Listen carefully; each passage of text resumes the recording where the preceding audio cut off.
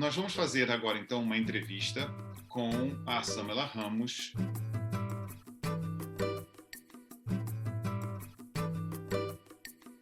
Samela, fala um pouquinho de você, se apresenta um pouco para os alunos do curso. Olá, gente. Eu sou a Samela, eu sou paraense, da região do Baixo Tapajós, de Santarém. Eu sou graduada em Letras e mestre e doutora em Linguística.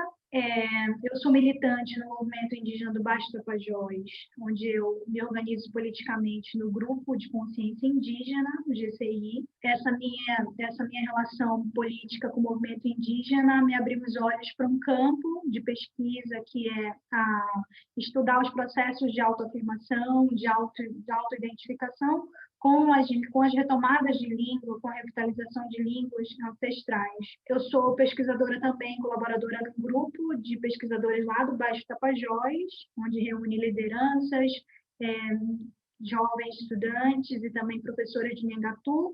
E eu sou professora também, atualmente moro em Macapá e sou professora no curso de Letras Libras na Unifap, Universidade Federal do Amapá. Samela, obrigado por ter aceitado o convite para vir falar aqui com os alunos do curso, né? Então, eu queria que a gente falasse um pouco sobre o ensino do Nhangatu no Baixo Tapajós, né? E eu queria que você começasse falando um pouco sobre as comunidades envolvidas com essa iniciativa lá no Baixo Tapajós. Então, o Baixo Tapajós é uma subbacia, né, do rio Tapajós, que fica localizado no oeste do estado do Pará.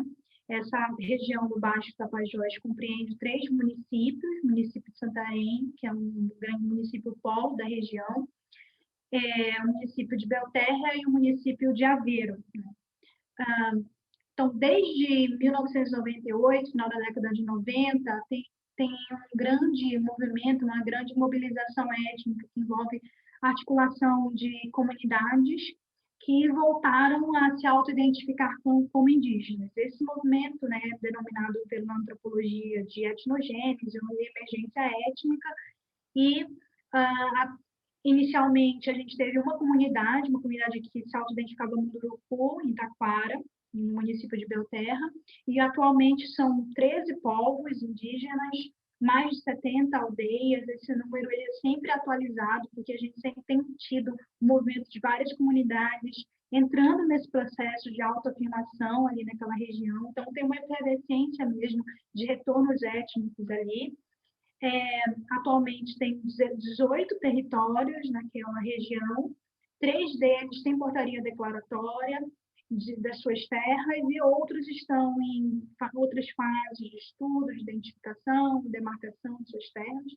E são pelo menos 65 aldeias que estão envolvidas com esse processo de retomada, revitalização do Nhangatu, né? E as demais aldeias elas estão envolvidas com o processo de ensino, retomada do Munduruku, porque entendem que o Munduruku é sua língua étnica. Você poderia descrever, então, quais foram as ações realizadas para esse processo de revitalização por esses grupos? É importante que a gente compreenda, né, para quem, acho que alguns talvez não saibam, o Nhangatu foi uma língua majoritária na Amazônia.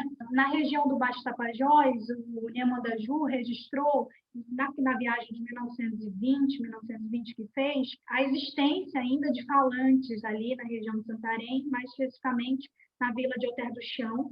Essas ações de revitalização elas estão em torno desse discurso de que há uma continuidade do Nhangatu, do repertório linguístico que envolve o Nhangatu como uma língua ancestral, né? É a partir disso, a partir desses discursos que esses povos vão construindo seus processos de retomada, revitalização do Nhangatu ali na região. Então, essas ações elas têm sido protagonizadas pelos próprios povos indígenas. Inicialmente, eram ações que estavam relacionadas com oficinas, com cursos de Nhangatu, onde você tinha um intercâmbio com falantes de Nhangatu.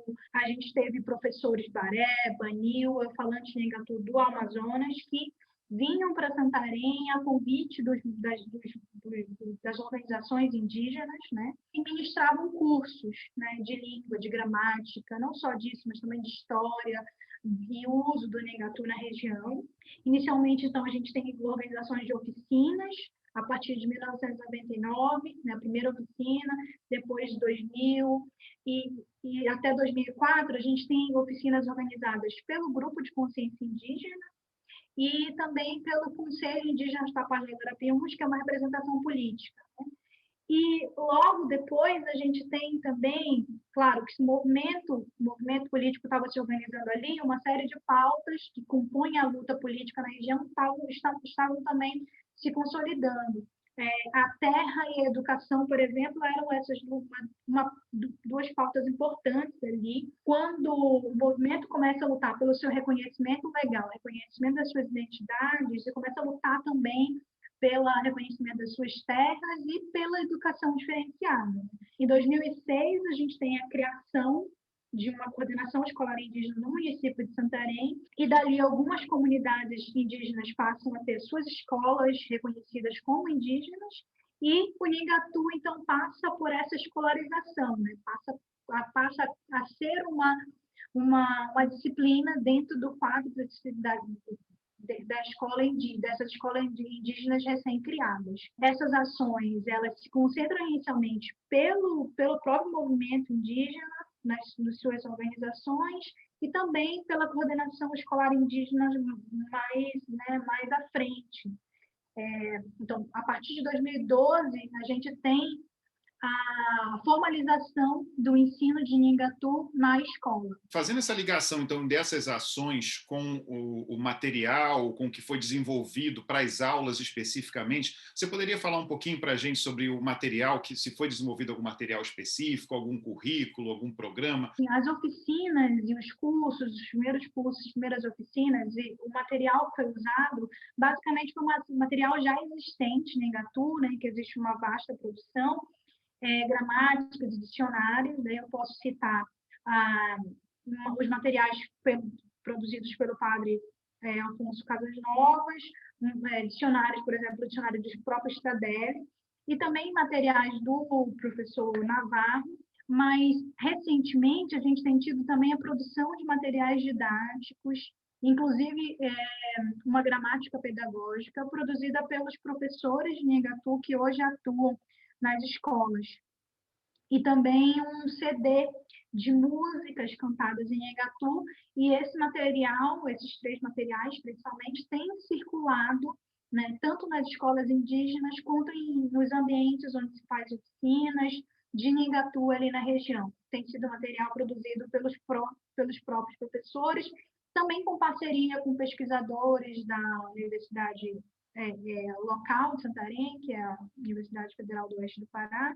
Esses materiais produzidos têm sido importantes nesse processo de ensino do Nhengatu. Então, fazendo assim uma avaliação desse processo que você descreveu para a gente, né? O que você diria que foi alcançado por meio dessas ações, né? Quais foram alguns aspectos positivos que você viu dessas ações, e o que você acredita que poderia ser melhorado daqui para frente, alguma coisa que pudesse ser feita para melhorar o que já está sendo feito? Eu acho que eu acabei esquecendo de falar que os participantes dessas ações, né, em torno do ensino do Nhengatu, nas primeiras oficinas, primeiros cursos, eles têm um foco na comunidade toda. Então, os primeiros relatos das oficinas mostram que toda a comunidade participava. Quando, então, você restringe isso ao ambiente escolar, você tem claro, crianças e jovens de idade escolar participando dessas ações, né?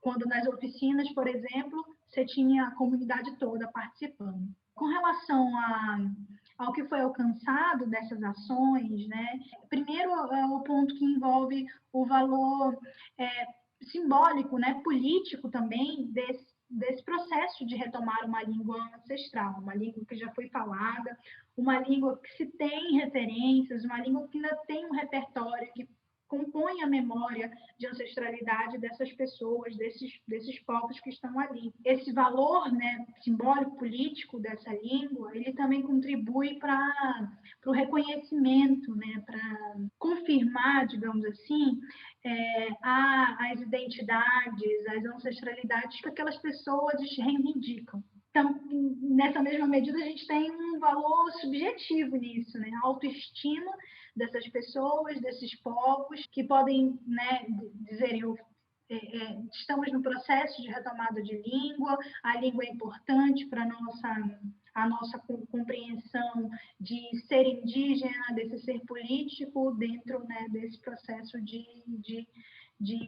mobilização étnica, de retomadas, né? Eu acredito também que, mais recentemente, é necessário que a gente olhe para essas ações que já têm sido construídas e compreenda que a gente precisa construir talvez um programa ou políticas linguísticas, ações que fortaleçam o que já foi construído, o que já foi realizado, e pensar na ampliação daquilo, né, em objetivos que a gente ainda não alcançou. Pensar que os processos, essas ações de revitalização, elas precisam ir para além da escola, elas não podem se restringir ao ambiente escolar, né? E, nesse sentido, eu estava lembrando de uma explicação, um questionamento feito pelo professor Guarani, lá de Peruíbe, que ele falava justamente nisso, né? Que a revitalização ela não pode estar relacionada somente com estudar as línguas indígenas, não pode se restringir à escola, e porque existem uma série de outras práticas que, se não forem retomadas junto com a língua, não faz nenhum sentido estar retomando elementos linguísticos se você não retoma o evento social, se você não retoma as práticas, né, culturais que estão relacionadas com esse uso de língua.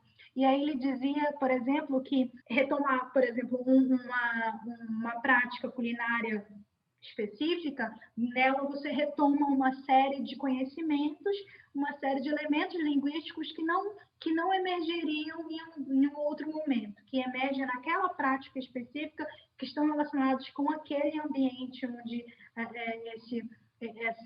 essas práticas linguísticas acontecem de fato, né? Então, eu acho que um dos nossos desafios é sair e para além do âmbito escolar, voltar para o âmbito da comunidade, essas ações que estejam, né, sendo construídas com toda a comunidade, não só na escola. Eu queria, assim, então, terminar, né, a nossa entrevista aqui de hoje, fazendo uma última pergunta para você sobre o que você poderia ressaltar, assim, que você aprendeu com essa experiência, né, e que você eleva, o que você gostaria que... Eu acho que uma parte do que você acabou de falar já é um pouco isso, né, porque as outras comunidades e outras pessoas devem pensar, né, ou refletir antes de começar o processo de revitalização, mas o que você gostaria de ressaltar nessa experiência para passar uma mensagem para outras pessoas com relação a isso? Eu acho que parece um pouco impossível, né, retomar ou revitalizar uma língua, mas é uma ação, são ações que vários povos no Brasil, não só no Brasil, na América toda, têm construído.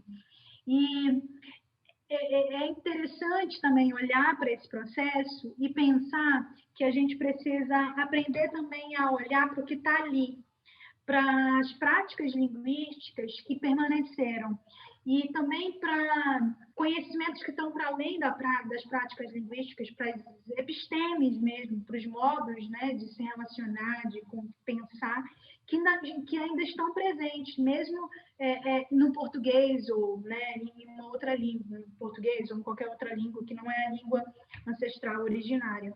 E pensar que esses elementos, eles resistem, eles estão ali, e é possível que a gente comece a olhar para esses elementos, né, como parte dessa ancestralidade. Eu acho que é esse movimento que é muito interessante no Baixo Tapajós, é que desde os primeiros momentos, desde as primeiras oficinas, dos intercâmbios com outros falantes, que é uma ação muito importante que foi desenvolvida lá. Quando esses falantes Bareba, Niua, chegavam e se comunicavam, se relacionavam com aquelas pessoas, eles diziam, isso é Nhengatu. Essa prática que você está me relatando, essa expressão, essa frase, esses elementos, eles são Nhengatu.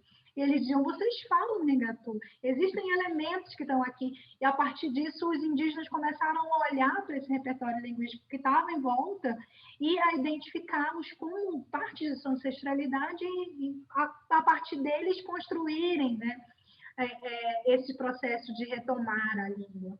Então, acho que é importante a gente olhar para o que ficou, para o que sobrou de língua e entender que são aspectos importantes para que a gente pense a partir deles e construa as nossas ações, os nossos projetos de revitalização e de retomada. Samela, muito obrigado pela entrevista. Eu aprendi muito com essa entrevista. Acredito também que os nossos alunos do curso vão gostar muito de escutar também. Obrigado. Obrigada.